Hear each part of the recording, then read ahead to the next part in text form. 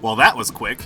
With Sonic 3 being a huge success, gamers didn't have to wait for the next game to come along. Sonic & Knuckles was released only 8 months after Sonic 3, and there's actually a good reason for that. Most of it was already done, because, fun fact, Sonic 3 and Sonic & Knuckles were originally supposed to be one big game. But because of time constraints and fitting all that memory onto one cartridge, it was split into 2. But yes, you can finally play as Knuckles in a video game, and the fangirls rejoice. So how is this game compared to Sonic 3? Well, that's kind of hard to say, because it's basically the same game in terms of design and play, but it introduces a lot of new fun levels, like the iconic Mushroom Hill Zone and Sandopolis. My favorite part was keeping the lights on inside the tomb to keep the ghosts from getting too powerful, but sometimes, just for a thrill, I would let the area get dark just to try to evade them while I go on with the level. And of course we cannot forget that epic climax that has Sonic battling with Robotnik in space! It's pretty awesome.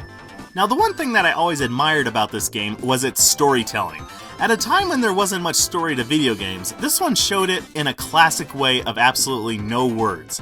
It's all expressed through the actions of the characters. Just from watching the Hidden Palace scene, you can completely understand that Dr. Robotnik has been manipulating Knuckles all along into thinking Sonic is the bad guy, just so he could steal the Master Emerald.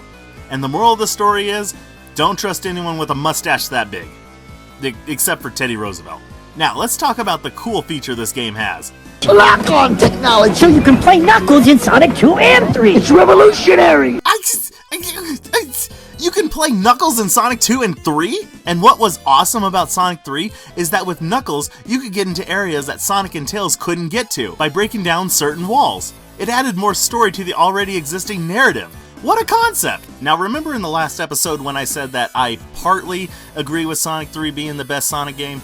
Now what I meant by that is that when you connect Sonic 3 with Sonic & Knuckles, you not only get to play Knuckles in Sonic 3, but it joins the two games together to become Sonic 3 and Knuckles. And this is what I consider to be the best Sonic game. For those of you not in the know, let me explain. You go through Sonic 3 as normal, of course now with Knuckles being playable, and once you get to the final level, the game doesn't just end, but instead goes straight into the Sonic & Knuckles level. So it's like taking two of the greatest Sonic games and putting them into one. And now you can access the Super Emeralds. What do the Super Emeralds do, you may ask? Well, I'm gonna tell you. Once you collect all 7, you can unlock the character's Hyper transformations. That's right, I said Hyper. If Super Sonic was the equivalent of Super Saiyan, then Hyper Sonic is Super Saiyan 2. And let me tell you, Hyper Sonic is a beast. If you do a double jump, it will make enemies on the screen explode in a flash of power, and you can use it to rocket yourself to the other side of the screen. Hyper Knuckles does something similar where he glides and lands on a wall, and it will create a shockwave that will destroy all enemies as well. But as awesome as that is, the one you truly need to be afraid of is Tails. When he's in this hyper form, he has birds of destruction doing his bidding. Look at this boss fight. I don't even have to do anything because the birds are my minions and do all the work for me. With all this power coming from their hyper forms, it makes me wonder why they didn't use these more often in later games. Maybe they were just too epic. And so is this game. Go play it. Go get a Genesis. Genesis? Ha! Thought I forgot about that, didn't you? No, I'm not gonna let that joke go.